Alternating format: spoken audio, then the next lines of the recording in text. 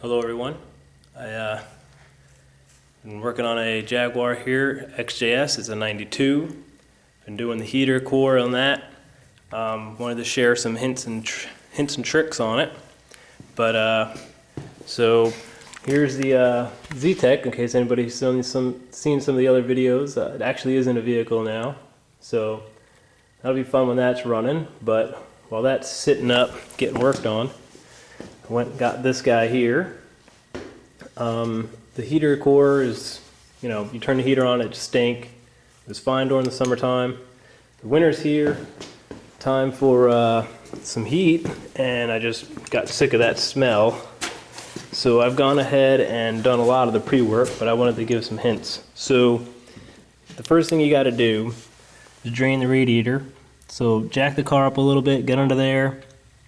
Down there you can see the hose that connects to the radiator. There is no petcock on this, so you got to pop that hose off.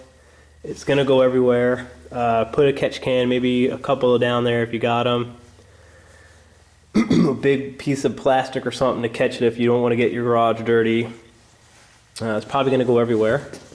So the heater core itself I ordered from autohouseaz.com. This is the replacement part. When this came, there was one minor defect on it. There was a weld or something right here. I don't know how well you can see it. I had to file that down. But so that was one defect. It comes with the factory O-rings, which are, from what I've read online, are pretty horrible. So throw those out and order these. That's the part number. I got these from jagbits.com.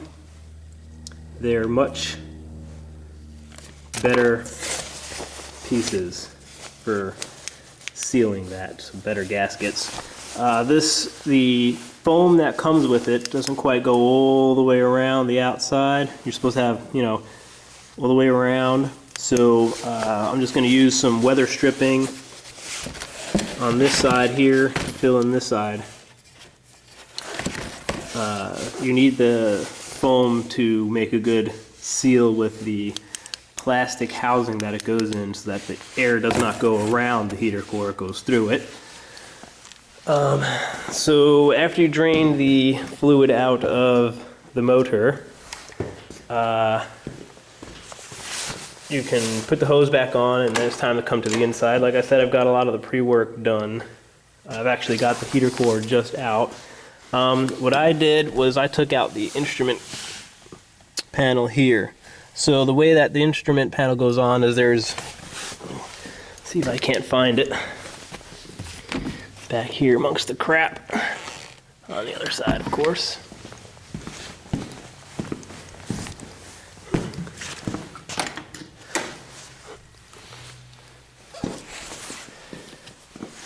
Some of the tools you need, let's go over that real quick. You're going to need a flathead screwdriver, a small wrench. I found this little thing on the wrench here to work good. On the other side, there's a lot of little nitpicky areas. You're definitely going to need a small screwdriver. You're going to need a 4mm, I think, 4mm Allen hex bit. Two different size Phillips head screwdrivers, a small one and a big one.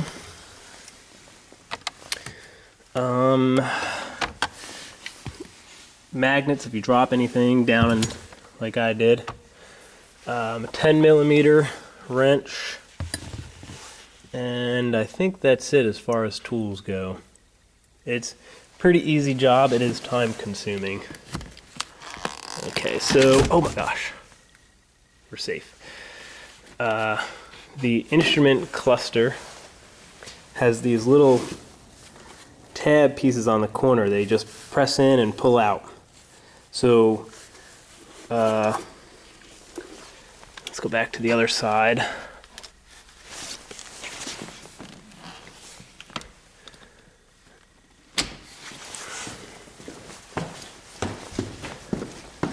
There is a surround on the instrument cluster. Get in here. So you can could see the surround, it's attached to these parts here, and this goes around. Oh gosh, making everything worse here. There's no room. Okay, so yes, you must have patience when you're working on this car. So that goes around the outside of the dashboard. There's a couple of screws that hold that in. There is, okay, yeah, just let that dangle. Okay, so there's a screw that holds that in, I believe, here. And then there's another small plastic piece up there that holds the top part in. And the same thing on the other side with another piece there. There's these two screws here, and there's a screw that goes through there. And that holds these pieces on and this piece on. So you pop those surrounds off. You pop the corner pieces out of the dashboard, and the instrument panel is screwed into the top right and top left. And like I said, you could just pop those out. If you can't reach them, I use the little flathead screwdriver. Just be careful. The instrument panel, so you squish these two connectors on the back. You squish them and you pull them out. They come out relatively easily. Your panel down here, the flashlight. The panel down here just connects to this piece, and here, there, and I'll show you that piece.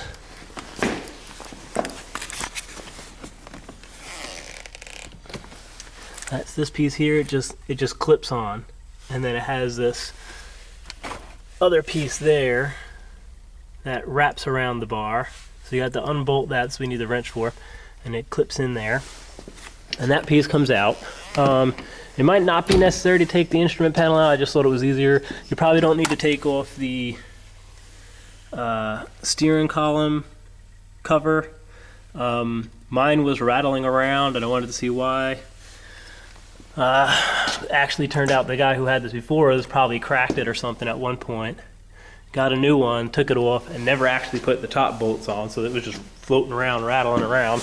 That was just annoying as heck. So take all that stuff off over here.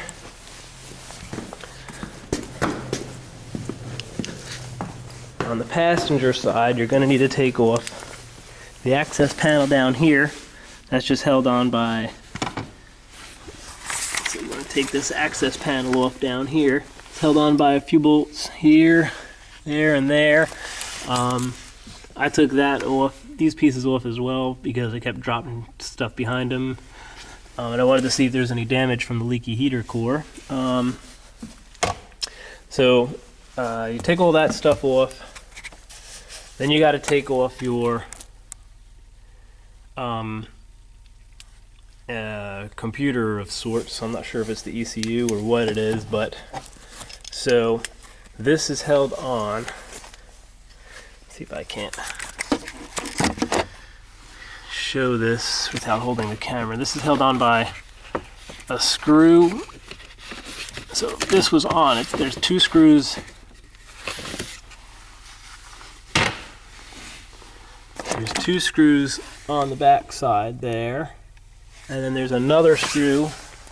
I don't know how well you can see it. Get it on there. Underneath.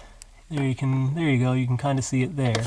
So you have screws back here and screws right there. And this is what the back one looks like. It's a little metal bar that goes over that. There's a tab and it's a little metal bar. I'm not looking forward to putting that back together. So you take that off, and there's going to be the back cover. You can kind of see this is the back cover. It's kind of corroded and just grossy, right? Yeah, it was definitely leaking a little tiny bit, enough just to make it stink. It wasn't leaking bad. Luckily, I think I caught it early enough. I think the previous owner before me sold the car because there was lots of little tiny things. So that's held on by 4 screws. So before you can access that though, there is a big giant piece of tape you got to peel off. Peel the tape off, undo those 4 bolts. That comes out. You also are going to need to remove the glove box. That's self-explanatory though. You take that all out. This side here has an access panel as well. There's 4 bolts to hold this one in here too. Let's see if I can't show you where. On this side there's one. You can't even see it. So there's, I wish I had like a laser or something. One there. You can't see it because the wiring harness is in the way. One in behind it there, behind the wiring harness. And then there's another one underneath down there. So it might be easier to show you on the actual pieces where they are. So you take those 4 screws out and the pieces themselves are kind of interlocked. So you want to be careful when you take these out.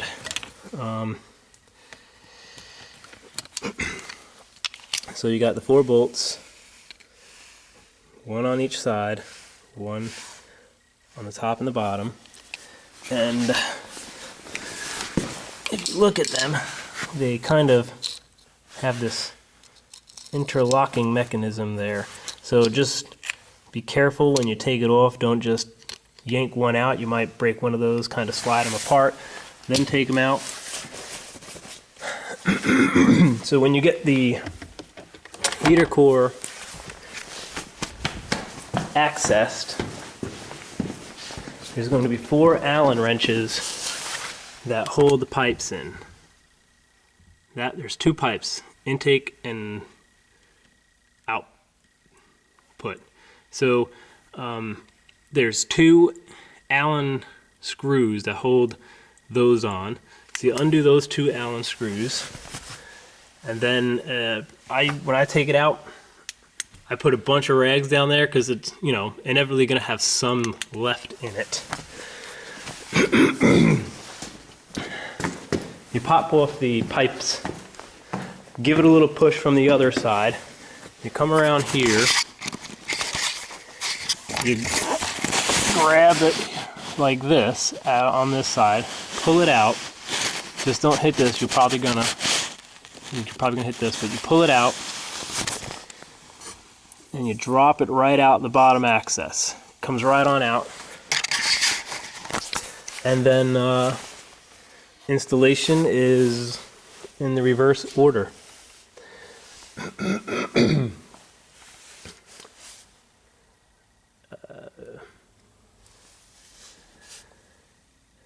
And that's pretty much it. Like I said, just be patient with it. If you find yourself to get angry easily, kick the wife and kids out of the garage for the weekend. It is time consuming. And that is that.